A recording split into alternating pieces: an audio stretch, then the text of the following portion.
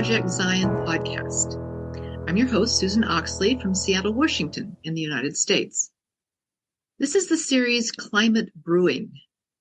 And today I'm interviewing my good friend, Joan Thompson from Kitchener, Ontario, Canada, an hour west of Toronto. I have known Joan for, many, many years. I'd say at least 25. And we worked together in a variety of ministerial roles early on, and now we are both members of the North American Climate Justice Team. Joan tells me she's learned a lot on the North American Climate Justice Team, and we're going to share a little bit of some of the things that she has learned and become interested in during the 4 years that we've been working. So welcome, Joan. It's good to be here, Susan, and it's good to be back with you again. Well, I'm so glad to have you here. Joan, as you know, we're moving into the camping season in the Northern Hemisphere with youth camps and reunions, and we've been getting ready for reunions in various places. The reunion materials for this year focus on the environment and climate change. It's called Heal the Earth. And as we start attending events at campgrounds and once again assessing what our campground needs are, I'd like to talk about the vulnerability of our campgrounds to the effects of climate change. Can you share with me some of the things that you see in terms of how vulnerable our campgrounds are in the face of the current climate emergency and changes in climate patterns and weather? Thanks, Susan. Yes. When we started looking at campgrounds, the climate team, way back in March of 2021, we did a webinar focused on the kind of unique and different things several campgrounds, several mission centers, several congregations are doing to reduce their carbon footprint. The typical kinds of things, and also to increase their biodiversity, the typical things that we think about when we're thinking about how to use our land and how to be good stewards. Then in September of 2022, we did a couple of sessions called Climate Crises and Sacred Spaces, our campgrounds. And the team did a lot of research into the various risks our campgrounds are facing. It was really eye-opening. We had no idea of the kinds of risks that are starting to be evident now and will be increasingly a factor in the future. So let me just name a few. Mm-hmm. The first one that comes to people's mind will be heat. The number of extreme heat days is increasing. The temperatures are increasing. The heat-related deaths are increasing. We're at 500,000 people a year and climbing from heat-related deaths. And we tend to think that those are in underdeveloped countries, but they're happening everywhere.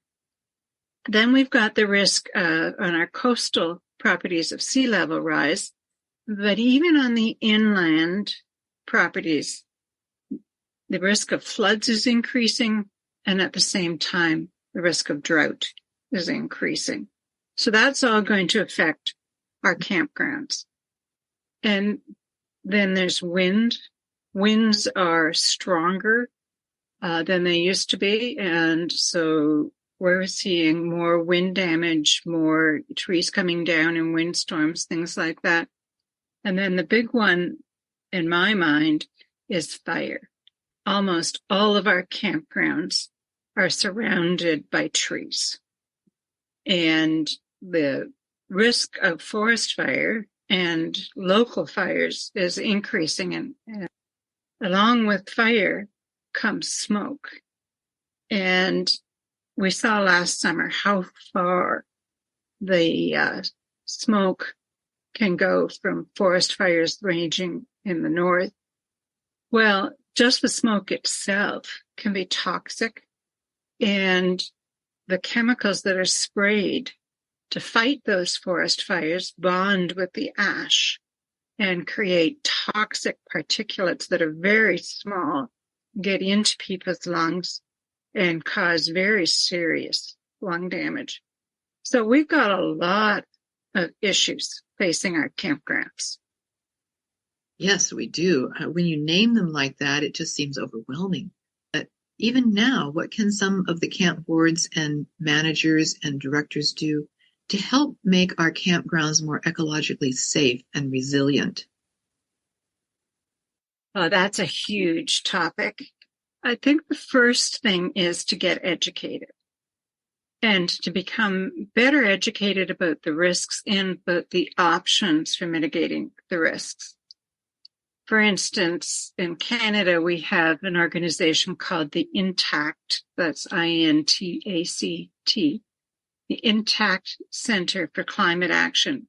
And it works with universities, think tanks, government, and it's produced a number of brochures that are available to download for free on all of the different risks and how to make your property, whether it's a homeowner property or a commercial property or a larger property, as resilient as possible. So that's a great place to start, a great overview. For instance, for the fire risk, talking to the local fire departments, if you've got a department of the forestry, in your local area, in your state or province, talk to them. Talk to Indigenous elders if you can learn where, how to contact them in your local area, because our First Nations people have been caring for this landscape for thousands, tens of thousands of years. And they've learned a lot. They have a lot of wisdom that we've ignored up until now.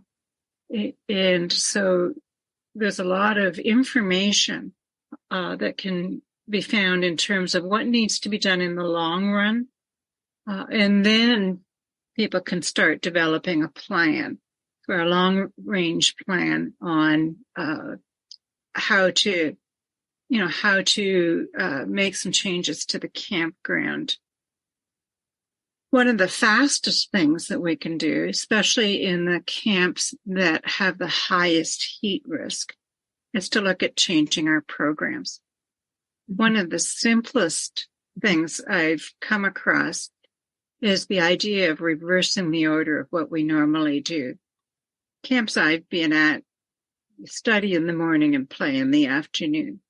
Mm-hmm. And so people are indoors in the morning and outdoors in the afternoon. As the heat goes up, let's reverse that. Let's do all of our outdoor things in the morning or in the later evening and do our indoor activities in the afternoon. Another thing that can be done quickly, some of our campgrounds, the buildings are air conditioned. Some of them, they're not. But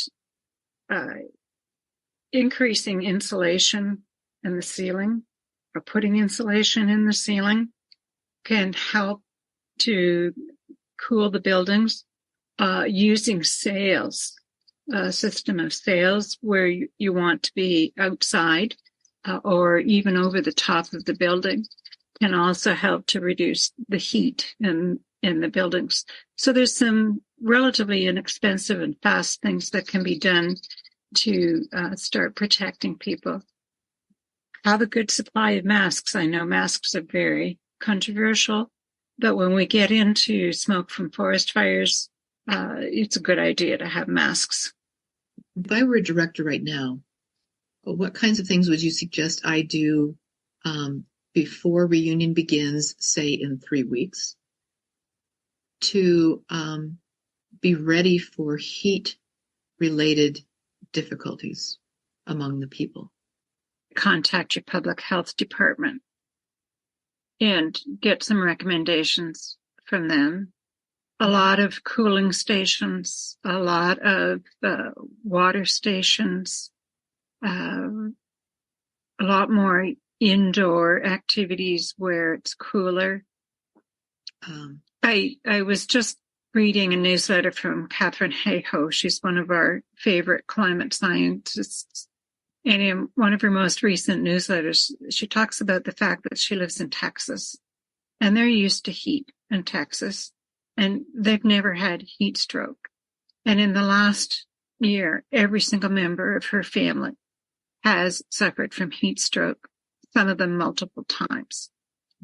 So I don't think most of us are aware of the difference between a normally hot day when we feel hot but everything's fine, and just that couple of degrees hotter when we're more apt to get heat stroke.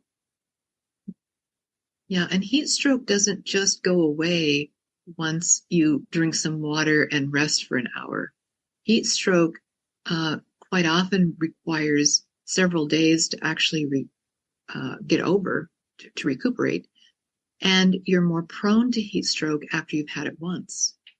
I might suggest also opening the pool multiple times a day rather than just once a day. So, is there anything else that you wanted to share with us in terms of like floods and wind and things like that? Are there things that campground boards or managers need to be thinking of to prepare for that kind of disaster? Yes, winds and fire go together in some ways. You want to be making sure, very first thing is that you've got an escape route if there's a fire. One of the exercises I've done is to visually go through the way out of camp, driving down that road, and imagining every tree beside the road on fire, and the winds whipping it up because forest fires create their own winds. So if the trees are too close to the road, if the tree canopy grows over the road, imagine that all on fire and you trying to get your family out safely. So Horrifying. Yeah, horrifying, terrifying. And one of the parts of our webinars back in September, when Paul Bethel was researching campgrounds in the West, he came across a logging camp close to where our Camp Buckhorn is that almost could not get out during a forest fire because the road was blocked and they did not have a secondary exit. So that would be another recommendation, is look for an emergency secondary exit, even if you need to coordinate that with your neighbors. If your lot is on fire, you guys can come out, through our property and we'll do the same. But clearing the trees and clearing the brush along your roadways. I mean, I love walking along a tree-shaded road. I love it when the leaves are overhead. It's just so beautiful. But if there's a fire, the risk of fire is increasing because most of forest fires are caused by lightning strikes. And lightning happens everywhere. And so as we have more dead trees and dead branches in our forested and wood areas, the risk is there for all of us.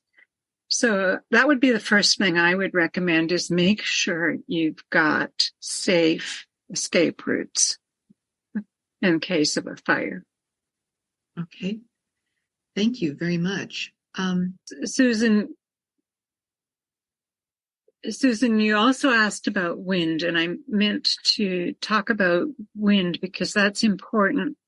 The velocity of wind storms is increasing and windstorms are being felt over larger areas. Right? So people are having tornadoes where they've never had tornadoes, but the big one is hurricane strength winds. They're going a lot farther inland than they used to and covering a lot more territory. Well, we want to have trees around our main buildings. They're a great source of cooling. But we also want those trees to not come down on those buildings in a windstorm. And the way to manage that is to have them shaped. We learned this a couple of years ago when there was what's called a derecho, went through southwestern Ontario and took out a whole lot of trees. We lost a spruce tree in our backyard. There were 5 trees come down on our street in about a 60-second period.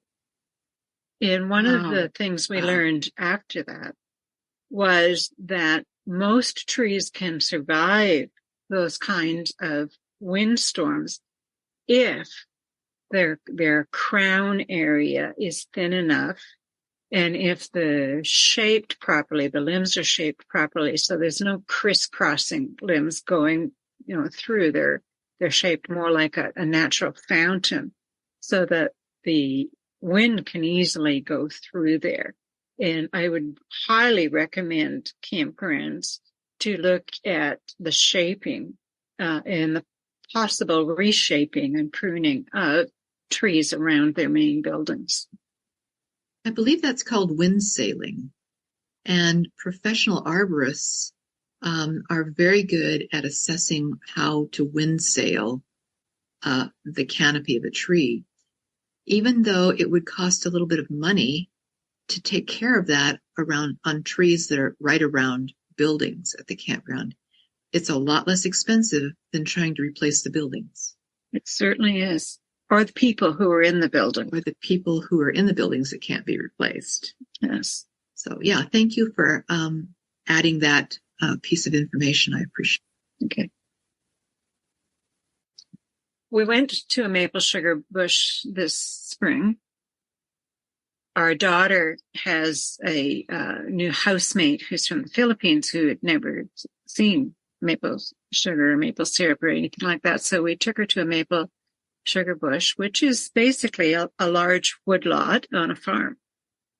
And I was impressed with what good shape the woodlot was in. There were no dead trees. There was no low-growing brush. The trees were well spaced. Every single winter, they go in and they take out dead trees. They trim the bush back, the low-growing brush back, and they thin the trees to make sure that light can get in to the ground around the tree canopy so that the trees remain healthy. That's the kind of thing that would be ideal for us to do around our campgrounds. It can be done in cooperation, again, with other neighbors. We don't all need to have the equipment. If one person has this piece of equipment and another person has that piece of equipment, and we could even run camps in the winter, training people on how to thin out the woods to keep them healthier, to minimize their risk of catching fire in the first place. So I was just pleased when we went to this woodlot that somebody who's doing this commercially was able to reinforce everything we've been learning about the importance of managing for fire safety especially, but also the health of the trees, all of the bush areas that we have around us. It would take some creative thinking and brainstorming to come up with efficient ways to manage that for our campgrounds people, but it could be done. Sounds wonderful. Thank you. Let's shift a little bit now. One of the ideas that we have come across in our webinars and our research is the possibility of making whatever land we have available that we have access to, more ecologically sound, more of a center of restoration and renewal. Oh, absolutely. One of our recent webinars was on permaculture. That was in March of this year. Kelda Lorax from Oregon did a presentation for us on the concept of permaculture. It's a fascinating concept that's basically designing your landscape to be resilient. So it increases your resilience by following the ecological principles, looking at taking really deep looks at your land in terms of where the sun comes up, where the sun goes down, what's sunny, what's shady, what the elevation is, what are the high areas, what are the low areas, and coming up with a design, working with your existing buildings to help make that area more higher in biodiversity, but also ecologically sustainable and usable for all life, human and animal life within the area. So that would be a great place once you've done your research to find out what your risks are and what kind of things need to happen over the next 10 or so years. When you're ready to start your long-term plan, long-term design, bring in a permaculture design expert and have a look at that. Yeah, one of the ideas that came out of that I was interested in was creating a food, what do they call it? A food forest along one of the well-traveled trails on your campground, and intentionally plant bushes, herbs, vegetables along there that people could graze on when they actually are on the campgrounds. They could snack on stuff that they would pick up along the trail as they move from one part of the campground to another. And so, for instance, you could plant some berry bushes. You could plant some small strawberry bushes low to the ground. You could plant snap peas or pea pods. People could just pluck them and enjoy them along the way, and it would turn that area of the campgrounds into a pleasant and functional produce area that when people weren't snacking on it could actually be harvested and used in the kitchen. I think that's a great idea too, and they can be visually attractive and low maintenance, and they can also help feed the animals, the local animals too. So we need to be generous in sharing. In the campgrounds that I'm currently at, someone has planted a lot of lilies around the treed areas around the main buildings, and they're edible lilies. Oh. And so when they flower, the cooks use them as garnishes for salads, and they taste pretty good. So there's a lot of interesting ways to make your landscape design beautiful and functional at the same time. What a great idea.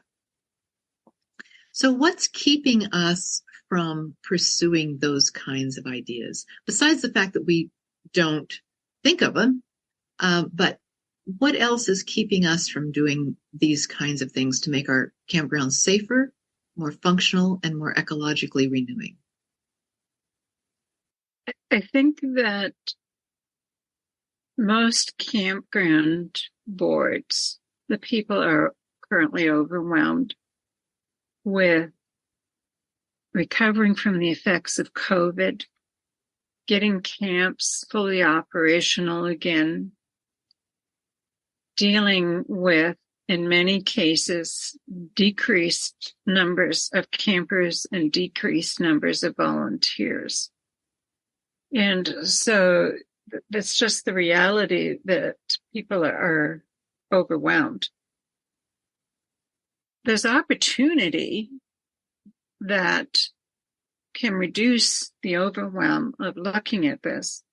One of the things I've thought about is in many of the places where we have campgrounds, our neighbors are in the same boat and they don't know it either. Our neighbors are also surrounded by heavily treed areas and they're also facing the same risks.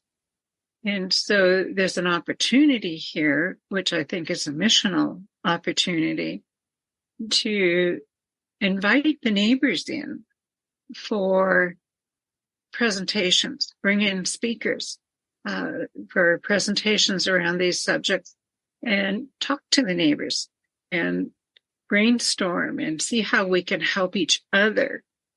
I think that there's a real opportunity there. There's also a missional opportunity as we look at making our campgrounds as resilient as possible and as disaster-proof as possible, to make them emergency gathering centers for the neighborhood.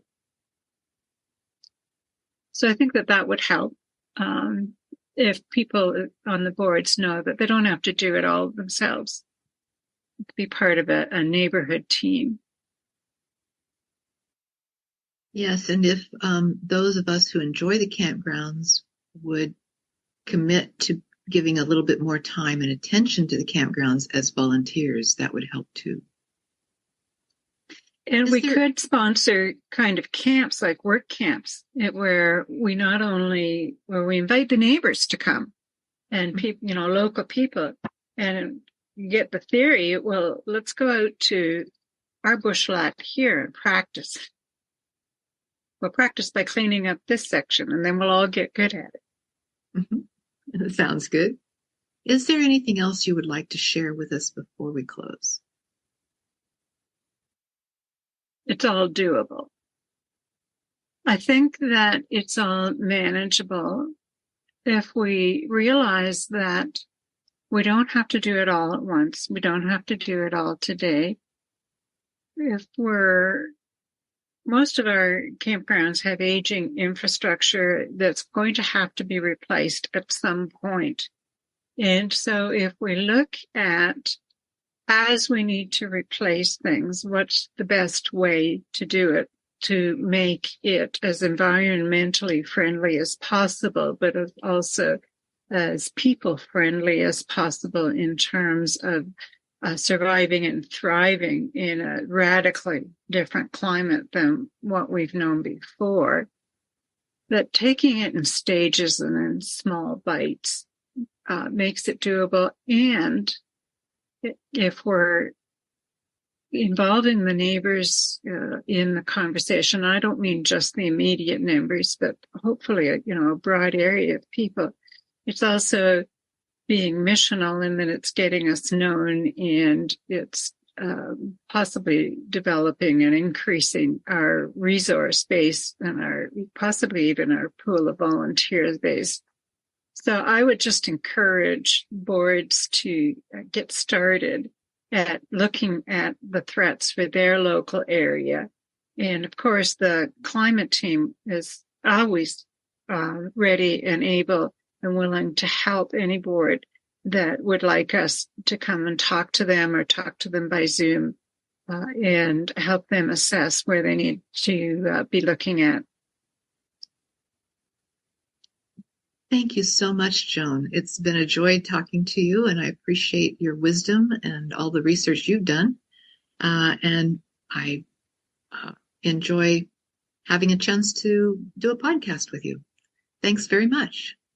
Thank you, Susan. It's been a delight for me as well.